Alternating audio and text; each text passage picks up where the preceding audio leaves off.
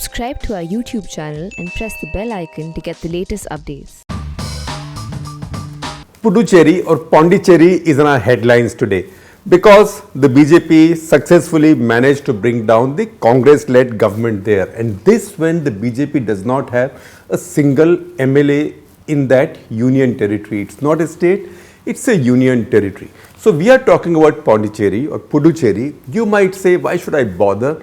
A union territory of 15 lakh people spread in 4 different geographies of India. Very small city, Puducherry. It could be a small municipality. In fact, each one of the 4 territories which constitute the union territory of Puducherry, that is Puducherry or Pondicherry city itself, then Yanam, which is in Andhra Pradesh, far away to the north, and then way down to the south, place called Karaikal, and then a place, tiny place, right across the Indian peninsula on the western coast in Kerala, between Kerala and Karnataka, called Mahe. So 15 lakh people spread in these distant parts. Why should we be devoting a whole katta clutter to it? So that's for 2 reasons. One, that through Puducherry, we get a window to see the BJP's approach to power politics. Remember, we've said this in the past that for the BJP, no prize in politics is too small. They want everything. They want the biggest state and they want the smallest state. They just want to paint the entire country saffron, and if it can't be saffron, then it should not be the Congress. It should be some party or some faction that BJP can then dominate, as you say, in Odisha. In Odisha, they let Naveen Patnaik be. He wins his state elections. They let him be, but he also plays ball with the BJP all the time. Unlike, say, Mamata Banerjee or Congress party in most states, wherever Congress party is in power, that Congress party will be hostile to BJP. So BJP doesn't want a hostile power. So the principle, if you want, if you ask me, in simpler terms, is like that old Mukesh song. I think I remember Raj Kapoor singing it. तुम अगर मुझको ना चाहो तो कोई बात नहीं, तुम किसी और को चाहोगी तो मुश्किल होगी. So even if you don't take BJP, let somebody else have power, but it should not be the Congress or it should not be a party that's hostile to the BJP. So that is what the BJP has achieved in the short run in Puducherry. Now let's talk larger politics first. So if you look at the BJP, BJP has been in power now for 7 years. This is the 7th year. In fact, it is still 3 months to the BJP completing 7 years. In 7 years, they have brought down 9 state governments in India in different ways. 9 also include the Kashmir government, where they were partnership with a senior partner, that was PDP, Mufti Muhammad Saeed's PDP, after him being run by his daughter Mehbooba. So they brought down their own government. That is one case of a kind, but there were 8 others. Which 8? And I am not listing these in chronological order. There was Bihar, Manipur, Karnataka, Arunachal, Uttarakhand, Madhya Pradesh, and now Pondicherry. And don't forget the tiniest state in India, Sikkim, in the middle. Remember, we had recorded a full cut the clutter on what happened in Sikkim. I will share that with you today for reference. So Sikkim, as you know, we talked about a bunch of people from a regional party defected to the BJP. So BJP then brought down the chief minister who'd been there for a long time. Sikkim is a very tiny state. So once again, it is then when Sikkim happened that we had said that no prize is too small for the BJP. Now you see how far the BJP can go when it comes to grabbing power where it doesn't have. And you don't have to judge them for it, because politics is like that. Politics is a take no prisoners game. Once again, I keep saying it, nobody wins power by generally being Mr. Goody Two Shoes or being a nice guy to the others. See what happened in Arunachal, and that gives you a very good idea, even better than Pondicherry now, of the BJP's approach to power. In November 2015, Congress had 42 seats in a house of 60 in Arunachal, very comfortable. On November 2015, 21 members of Congress Legislature Party CLP refused to attend the meeting of CLP, saying that they don't have confidence in Nabam Tuki, who was then Chief Minister. And if they said so, you know where the prompt had come from, because if you had any doubts on that day, these doubts unraveled as days passed. JP Rajkhova, who was the governor of the state, what he did was quickly, the elections that were due a month later, he advanced them to December. Instead of January 2016, he said these will take place on December 14, 2015 itself. Now that did not happen. The courts got involved. Many things happened. Then on December 16, 2015, 20 rebel MLAs plus 11 BJP MLAs plus 2 independents and the deputy speaker, they decided to hold an assembly session in a guest house kind of place outside the assembly hall. And they said that they were impeaching the speaker and also they were expressing no confidence in the government of the day. That went to the court, etc., etc. The president finally, to cut the long story short, the Supreme Court intervened because the High Court had ruled in favor of the people supported by the BJP. The Supreme Court intervened and they restored Nabam Tuki's government. That is when President Pranab Mukherjee, he had said this to me, he also records this in the latest edition of his autobiography, that he insisted that Governor Rajkhova, because he had been indicted by the Supreme Court, he should be removed. So there were many other twists and turns in the Arunachal story until Mr. Khandu himself, along with one MLAs, came and joined the BJP. So the Congress chief minister with almost all his MLAs joined the BJP. So what was a Congress government now became a BJP government. Bihar, as we know, BJP did not win Bihar. A combination of Nitish Kumar, RJD and Congress won Bihar. But in the course of time, there was trouble between Nitish Kumar and RJD over Tejasvi Yadav because Nitish Kumar wanted him to resign, and those things can be easily orchestrated also. It all happened because the BJP did not want RJD and Congress in power there, and they wanted their ally back. So this whole political game was unveiled and Nitish Kumar defected to the BJP in a way, and Congress and RJD were left out. So what was a Congress, RJD, JDU government, an anti-BJP government, now became a BJP allied government, BJP led government and NDA coalition government. So Bihar was one kind of case.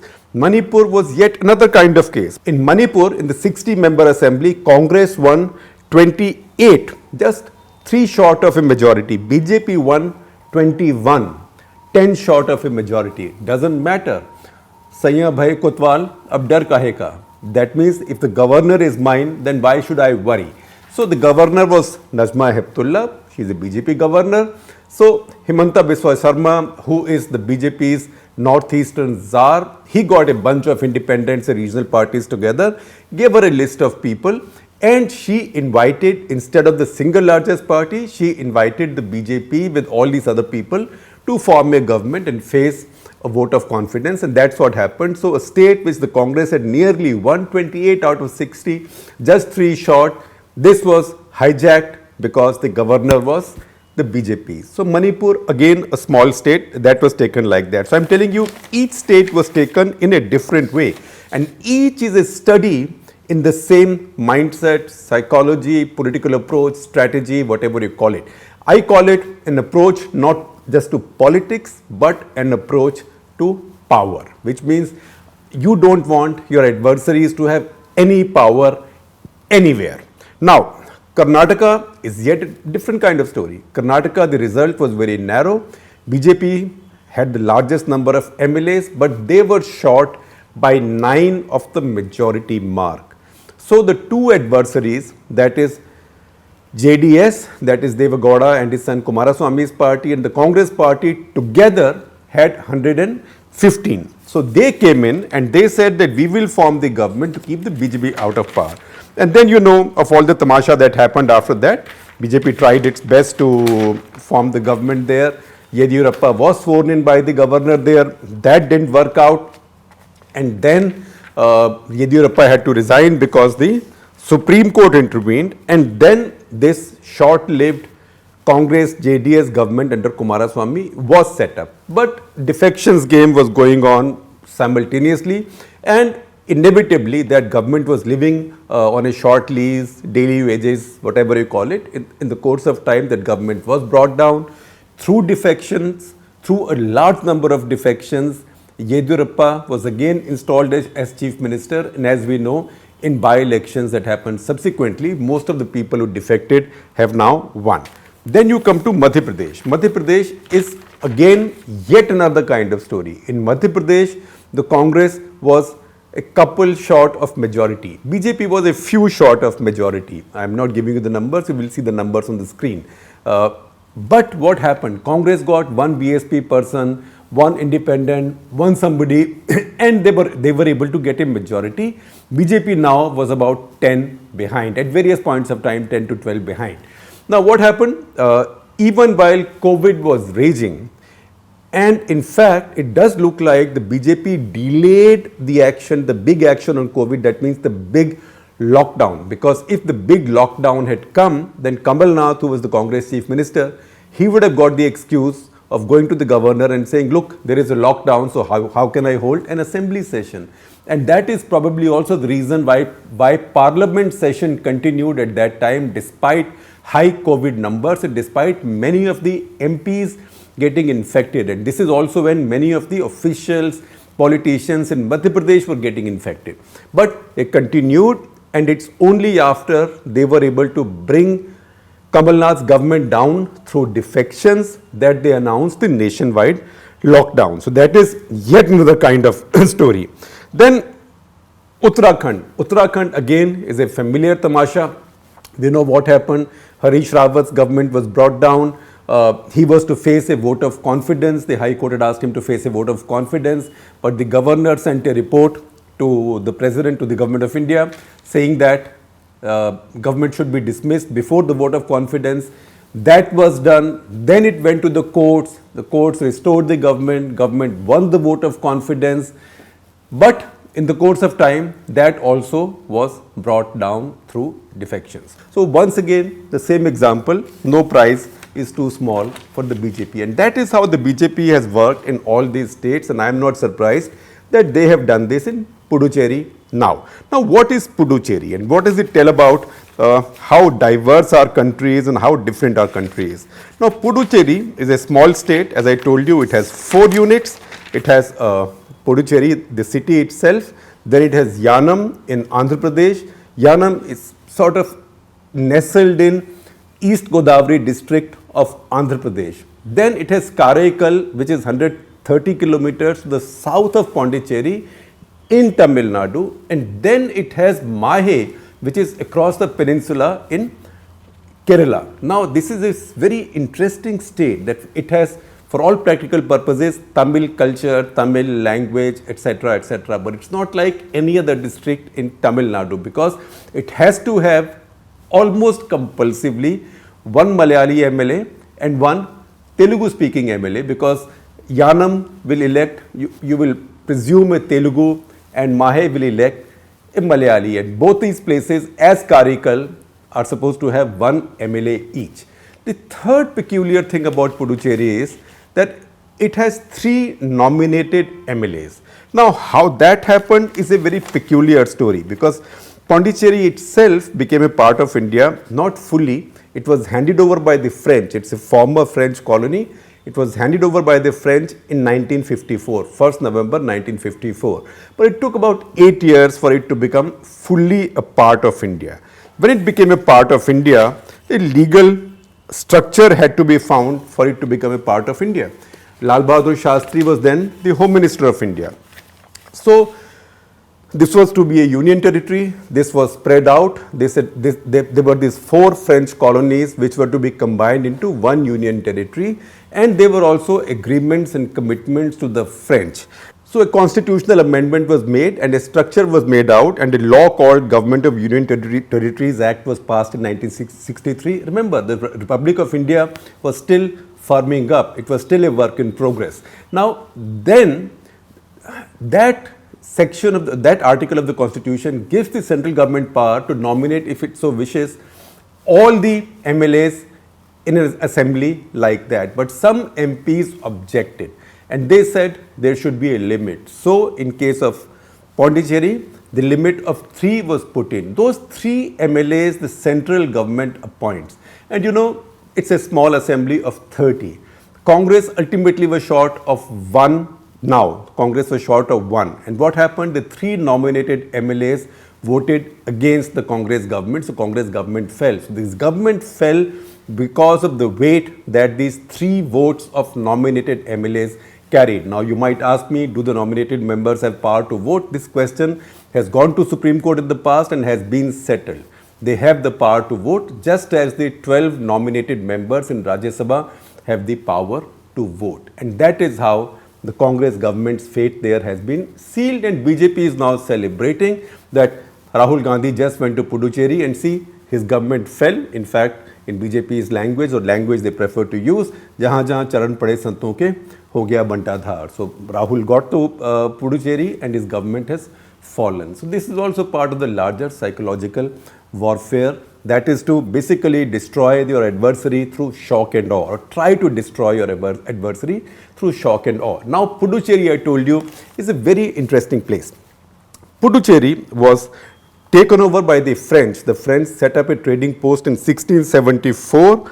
It then became a French colony, and the French also set up colonies at Karaikal, Mahe on the other coast, Yanam, and also Chandarnagar in West Bengal, which is now a part of West Bengal. This is not part of Puducherry. This carried on for almost 90 years. And then you come to a history, a passage of history where the British and the French start to have wars.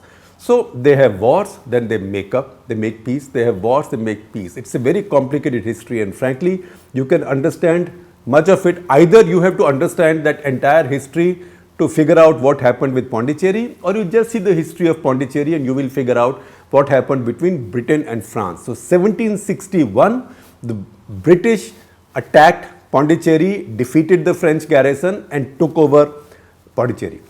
2 years later, as part of a treaty, because that's when the 7-year war between Britain and France ended, they handed it back to the French.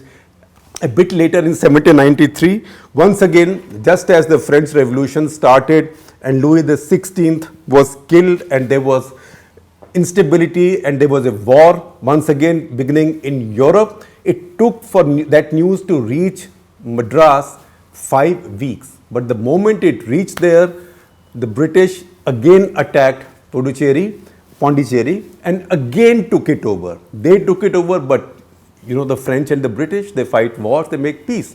Then they made peace again. So 1814, they again gave it back to the French. And I was reading this history, something struck me. 1761 is when a small body, maybe like equivalent of today's 3 or 4 battalions, a brigade plus, attacks Pondicherry to defeat the French army garrison there, and takes about 670 Frenchmen and about 1100 Indian sepoys prisoner. The French suffer very few casualties. The British have about 88 dead. That's what I find in historical references. Now, which is the year of the third battle of Panipat, when the Marathas lost to Ahmad Shah Abdali? It is 1761. And you know what? Just check out the dates. The third battle of Panipat is 14 January 1761. The battle for the British, on which the British captured Pondicherry the first time, is 16 January 1761. So visualize India at that point. There's a war going on in north at Panipat with the big power from Maharashtra, from the Deccan, from south of the Vindhyas, coming all the way to defend their power in India against an invader coming in from Afghanistan.